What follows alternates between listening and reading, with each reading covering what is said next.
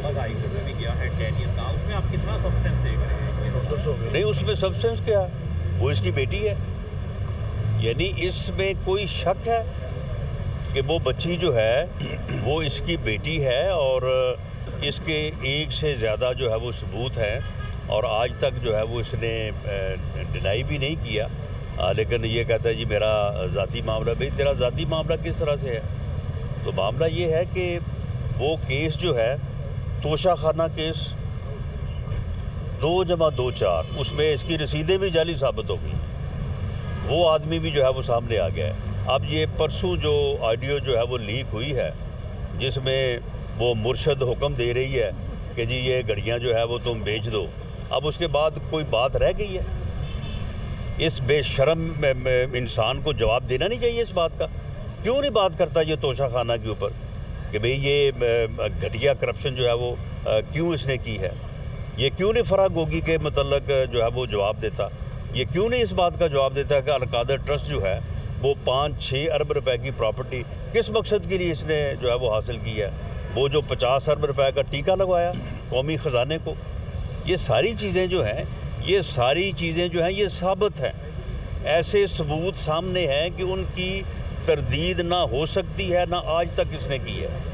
बाकायदा वो इंतकाल हैं, रजिस्टर्ड डॉक्यूमेंट्स हैं और लोगों के ऊपर, दूसरों के ऊपर जो है वो इल्ज़ामात लगाता रहा है। और ख़ास तौर पे ये बात कितनी जो है वो काबिल मुआख़ज़ा और काबिल मज़म्मत है कि एक आदमी दूसरों के ऊपर झूठे करप्शन के इल्ज़ामात लगाए, दूसरों के ऊपर जो है वो गलत मुकदमात बनाए और उस वक्त ख़ुद जो है वो इसी किस्म की जो है वो यानी करप्शन में जो है वो मुलव्वस हो। जब ये हमारे ऊपर, हमारी लीडरशिप के ऊपर झूठे मुकदमे बनवा रहा था, उस वक्त जो है ये ख़ुद इस किस्म की करप्शन में जो है वो मुलव्वस था।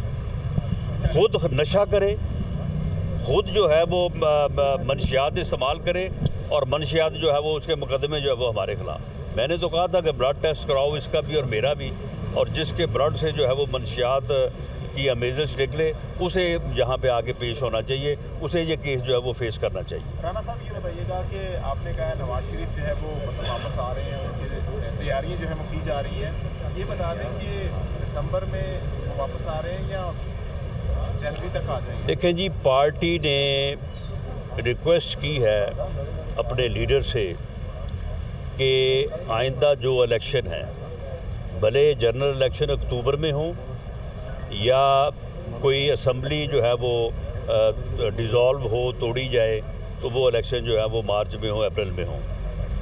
मियां नवाज शरीफ साहब से पार्टी ने रिक्वेस्ट की है कि वो आइंदा जो इंतखाबी मुहिम है उसमें जो है वो यहाँ पे मौजूद हों, वो पार्टी टिकट्स का फ़ैसला करें, वो पार्टी मंशूर जो है उसका ऐलान करें, वो आवाम से वादा करें, वो आवाम में जाएं पार्टी के साथ। और इस रिक्वेस्ट को मियां नवाज शरीफ साहब ने एक्सेप्ट कर लिया है। इसलिए जैसे ही ज़रूरत महसूस होगी, अगर ये असम्बली तोड़ते हैं तो वैसे भी हमारी पार्टी के सदर और मौजूदा वज़ीर-ए-आज़म मियां शहबाज शरीफ साहब वज़ीर-ए-आज़म होने के नाते शायद वो इलेक्शन कैंपेन में हिस्सा नहीं ले सकेंगे, तो ऐसी सूरत में और भी फिर ज़्यादा उनकी ज़रूरत जो है वो महसूस होगी।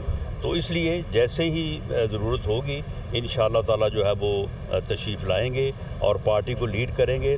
बाकी इसने जो ये अजीब तमाशा बनाया हुआ है, वो जिस तरह से मैंने मिसाल दी थी कि मरासी के बेटे की तरह ये छत पे चढ़ के खड़ा हो के जी मैं आज तोड़ रहा हूँ, मैं कल तोड़ रहा हूँ, अब मैं 20 तारीख को तोड़ूंगा, अब मैं जो है वो इस महीने के आखिर में तोड़ूंगा।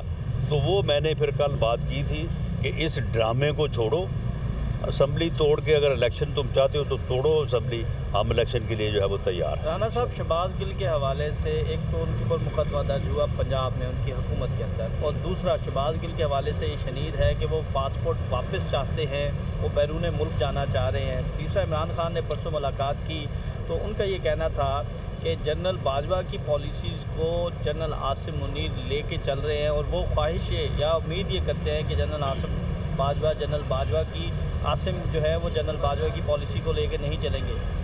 देखिए, जहाँ तक मेरी जो है वो इंफॉर्मेशन है, یا نالج ہے، فوج ایک بڑا منظم ادارہ ہے اور اللہ اسے اس سے بھی زیادہ منظم اور ڈسپلن رکھے۔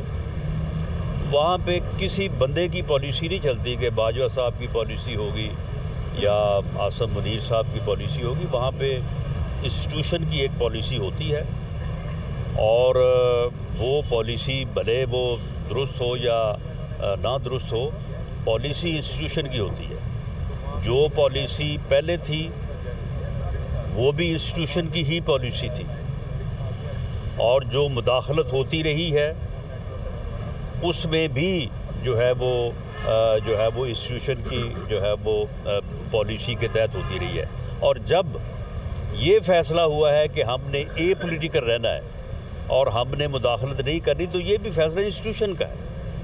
یہ چیف آف آرمی سٹاف یا کسی فرد بعد کا فیصلہ نہیں ہے، یہ انسٹیٹیوشن کا فیصلہ ہے۔ اور یہ بات میں نہیں کہہ رہا، یہ بات D G I S P R نے اور ڈی جی آئی نے پبلکلی پوری قوم کے سامنے بات کی اور پوری قوم کے ساتھ کمٹمنٹ کی ہے، جس کے اوپر ہمیں پورا اعتماد ہے۔